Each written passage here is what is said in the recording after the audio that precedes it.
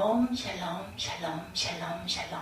하나님 사랑합니다. 여러분 주 안에서 사랑합니다. 오늘 열왕기상 21장 말씀입니다. 1절에서 16절 사랑과 공의의 하나님에 대해서 함께 봅니다.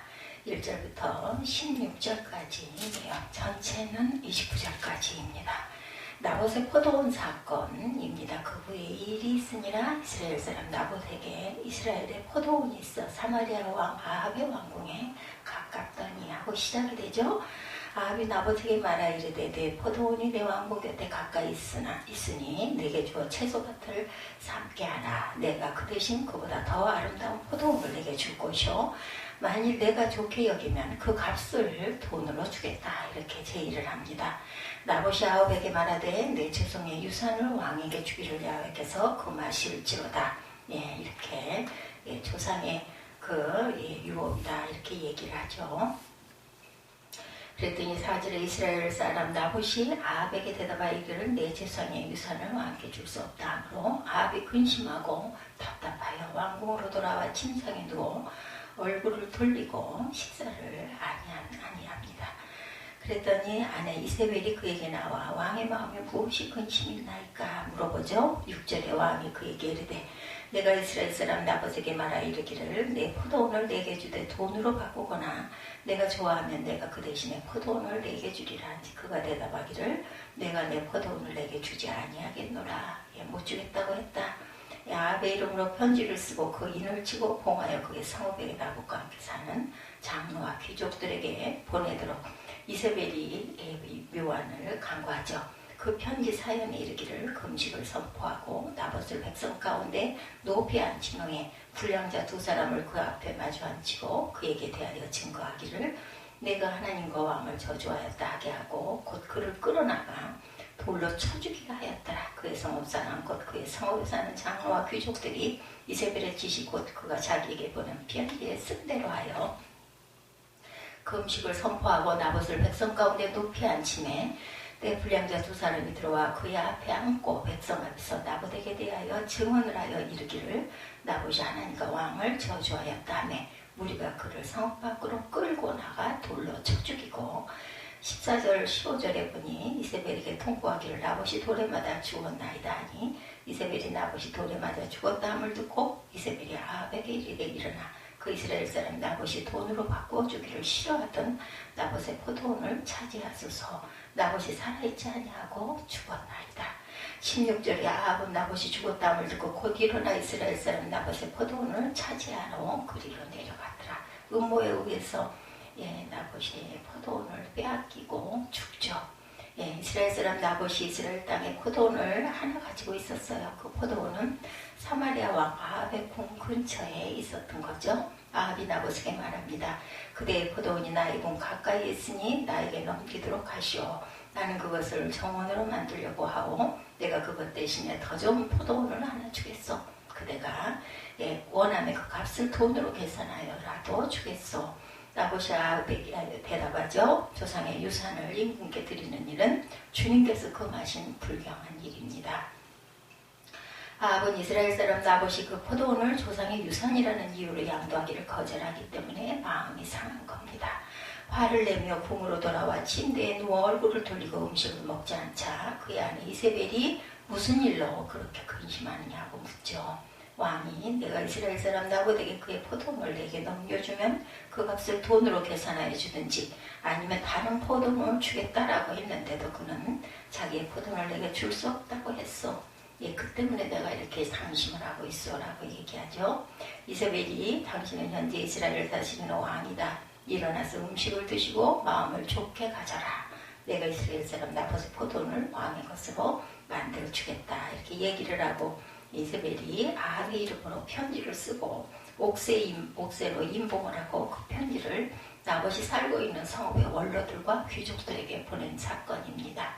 그대들은 금식을 선포하고 나봇을 백성 가운데 높이 앉게 하고 건달 두 사람을 그와 마주 앉게 하고 나봇이 하나님과 왕을 저주하였다고 증언하게 한 뒤 그를 끌고 와서 돌로 쳐 죽이라는 거죠. 음모입니다. 이세벨이 장로들에게 금식하라고 한 이유는 이스라엘은 하나님을 모독하는 일이나 비상 상태가 발생했을 때 하는데 미리 그런 일이 일어난 것처럼 꾸미도록 하려고 금식을 시키죠. 그래서 그 성 안에 살고 있는 원로와 귀족들은 이세벨이 편지에 쓴 그대로 했어요. 그들은 성 사람들에게 금식을 선포하고 나봇을 백성 가운데 높이 앉게 합니다. 그때 건달 둘이 나와 그와 마주 앉죠. 그리고 건달들은 백성 앞에서 나봇을 두고 거짓으로 나봇이 하나님과 왕을 욕했다고 증언을 하죠. 이세벨은 나봇이 돌에 맞아 죽었다는 소식을 듣고 아합에게 말합니다.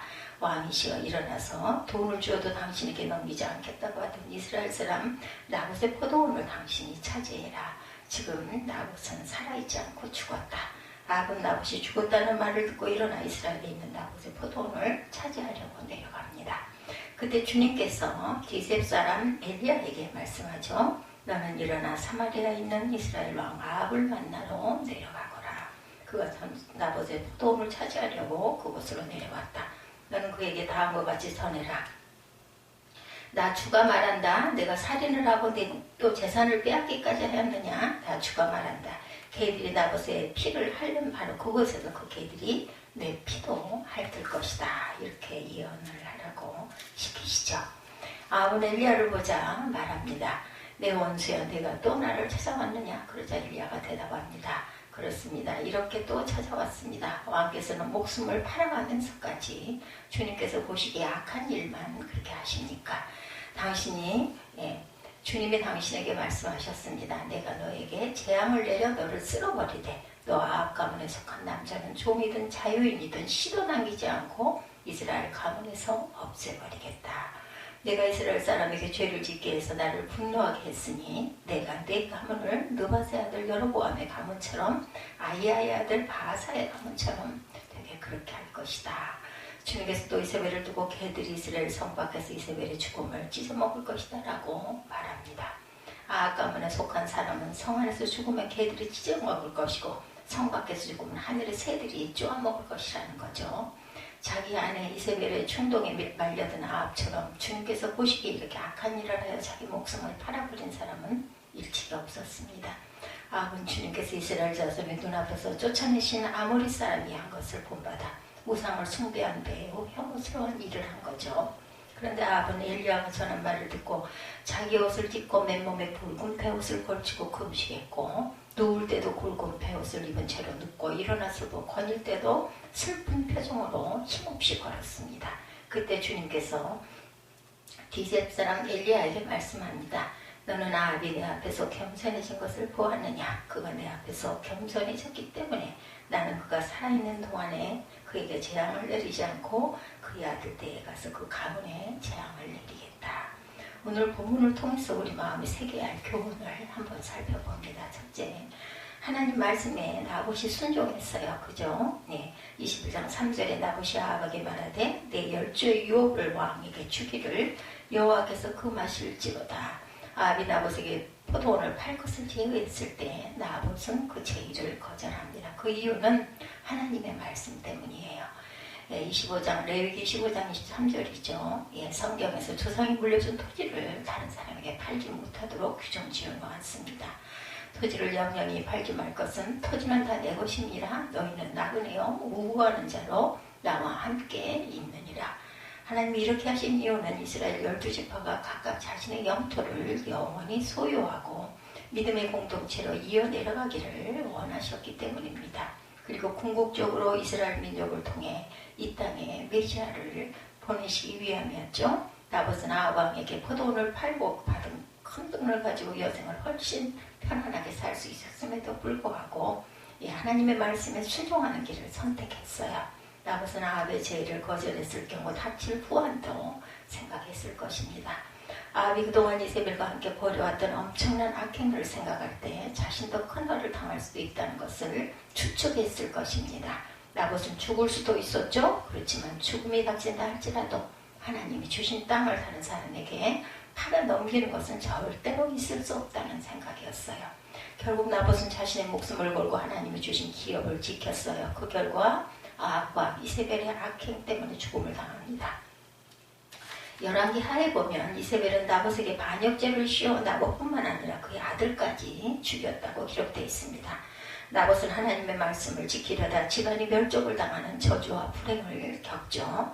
그러나 하나님의 복은 이 땅의 삶의 기준이 아닙니다. 비록 그 아들들은 이 땅에서 일찍 세상을 떠나야 했지만 하나님의 나라에서 하나님의 큰 위로와 상급을 받았을 것입니다. 나봇이 포도원을 팔자 하는 것은 하나님의 명령에 순종한 거룩한 결단입니다. 그는 죽음까지도 각오하고 하나님께 순종했죠. 하늘의 상 주심을 바라보았기 때문에 가능한 일이었습니다. 그래서 나봇은 하늘에서 빛나는 사람이 되었습니다. 히브리서 11장 26절에 그리스도를 위하여 받은 능욕을 애굽의 모든 보화보다 더 큰 재물로 여겼으니 이는 상 주심을 바라봅니다. 나봇의 삶은 우리에게 도전이 되지 않을 수 없습니다. 우리도 이 땅에서 나의 민족과 행복을 위해 사는 것이 아니라 하나님의 말씀을 위해 살아야 합니다. 나의 만족을 위해 사는 게 아니죠. 하늘의 상 주심을 바라보면서 세상의 도전과 유혹을 뿌리치고 살아야 됩니다. 둘째, 탐욕에 빠진 아합의 아주 탐욕스러운 모습입니다. 아합은 왕으로 이미 많은 재산을 가지고 있었습니다. 아름다운 집과 농장들이 그에게 있었죠. 그러나 아합은 나봇의 포도원을 보고 가고 싶은 욕심에 빠집니다. 그래서 그것을 팔라고 제의하죠. 나봇이 하나님의 계명을 거론하며 거절하자 아합도 더 이상 나봇에게 억지를 부릴 수가 없었어요. 아니까 만약에 아합이 강제로 포도를 빼앗는다면 백성들이 아합이 야훼의 계명을 크게 거역했다면서 비난할 것이기 때문이었죠. 그래서 아합은 돌아와 끙끙 앓았을 때 사람의 욕심은 끝이 없다는 것을 보게 됩니다. 이미 많은 것을 가진 아합인데도 더 많은 것을 갖고자 하는 것은 인간의 추악한 탐욕이죠. 아합이 만일 하나님 은혜에 감사할 줄 아는 사람이었다면 나봇의 아름다운 포도원을 보았을 때 그것을 가지려는 마음보다도 이렇게 아름다운 포도원을 조성해 주신 하나님께 감사와 영광을 돌렸을 것이죠. 그러나 아합에게는 그런 감사가 없었습니다. 이미 내게 있는 것에 대한 만족과 감사가 없으니 끝없이 더 많이 가지려는 마음밖에 없죠. 사람에게는 언제든지 아합과 같은 탐욕이 솟아나 있습니다. 우리도 아합과 다름없는 죄성을 가지고 있죠. 그러나 우리가 아합처럼 되지 않으려면 하나님의 은혜에 감사해야 합니다. 야고보서 1장 15절을 보면 욕심이 잉태한 즉 죄를 낳고 죄가 장성한 즉 사망을 낳는다고 그러죠. 갈라디아서 5장 16절에도 내가 이르니 너희는 성령을 쫓아 행하라 그리하면 육체의 소욕을 이루지 아니하리라.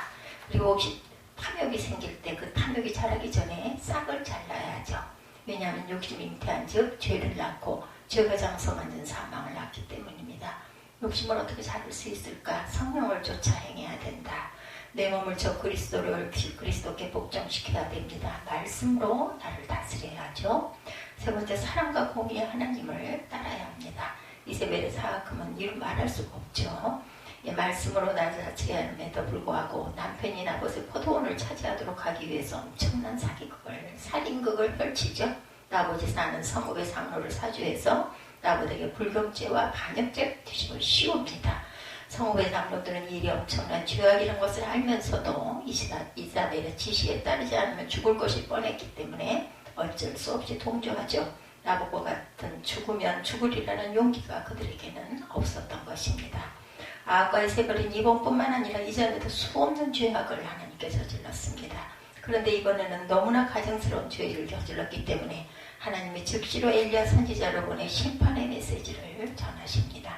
그래서 아합의 가문은 이전에 멸망을 당한 여로보암 가문과 바사 가문처럼 멸망을 다시 당할 것이라고 선언하죠. 그리고 이세벨도 비참하게 죽을 것이고 그의 시신을 개들이 먹게 될 것이고 이렇게 될 것이다 라고 저주를 합니다. 하나님의 말씀을 듣고 난 후에 아합의 행동이 달라지죠. 자기 옷을 찢고 굴고 배로 몸을 감습니다. 그리고 금식하며 걸음도 천천히 걷기까지 하죠. 하나님의 아합에게 평생 회개할 기회를 수없이 주셨는데 아합이 처음으로 회개를 합니다. 비록 아합이 후일 다시 교만에 완악해지긴 했지만 일시적으로는 회개한 것이 사실이고 하나님은 기다리고 계셨다는 듯이 이런 사실을 보고 엘리야에게 말씀하죠. 21장 29절에 보면 아합이 내 앞에서 겸비함을 내가 보느냐 저가 내 앞에서 겸비함을 인하여 내가 재앙을 저희 시대에 내리지 아니하고 그 아들의 시대에 그 집에 재앙을 내리겠다. 하나님은 아합이 비록 일시적인 회개고 부분적인 회개를 했을지라도 그 회개를 기쁘게 받으시고 아합의 당대에는 큰 재앙을 내리지 않고 아들 때에 내리겠다고 약속을 하십니다. 그리고 약속대로 이행하시죠. 만약 아합이 일시적인 회개가 아니라 온전한 회개를 했더라면 하나님은 아들 때에 재앙을 내리겠다는 것을 철회하시고 아합 이후로 몇 대 동안 더 후손을 보호해 주셨을 것입니다. 하나님의 아합을 용서하시는 모습을 보면서 하나님의 측량할 수 없는 사랑을 우리는 생각해야 합니다. 하나님은 실로 불의에 대해 절대로 그냥 넘어가지 않는 공의의 하나님이시지만 아무리 악한 사람일지라도 회개하고 통회하기만 하면 언제든지 용서하시는 자비로운 하나님이시고 사랑의 하나님이신 것을 발견하게 됩니다. 만약 하나님이 공의만 있더라면 우리는 이미 심판과 멸망을 받았어야 할 사람들, 한 사람도 살 사람이 없어요. 그러나 하나님은 우리를 대하여 오래 참으시고 회개해야 할 기회를 주셨기 때문에 오늘 우리가 이 자리에 이렇게 있을 수 있는 거죠. 시편 86편 15절에 주여 주는 긍휼히 여기시며 은혜를 베푸시며 노하기를 더디하시며 인자와 진실이 풍성하신 하나님이시오니 하나님의 인자하심과 자비함에 우리는 감사해야 합니다. 그리고 하나님이 회개할 기회를 주실 때 온전히 뉘우치고 돌이키며 그 품으로 돌아가기를 원합니다. 나봇은 포도원을 빼앗기고 자신과 아들까지 비참하게 죽고 말았지만 그가 보여준 하나님의 말씀에 대한 순종으로 하늘에서 빛나고 큰 상을 받았을 줄로 믿습니다. 우리도 나봇처럼 하늘의 상 주심을 바라보면서 하나님의 말씀에 순종합시다. 그리고 아합의 무서운 탐욕을 보며 우리 안에 존재하는 추악한 욕심을 버리도록 합시다. 욕심에 치우치지 않으려면 하나님이 이미 주신 것에 감사하고 만족하며 살아야 되겠죠. 마지막으로 아합이 일시적으로 회개했음에도 하나님은 그 회개를 받으시고 심판을 연기하십니다. 하나님의 자비하심을 찬양하십시다. 그리고 회개할 기회를 주실 때 지체하지 말고 회개하는 저와 여러분이 되시기를 주님의 이름으로 축복합니다. 기도하시겠습니다.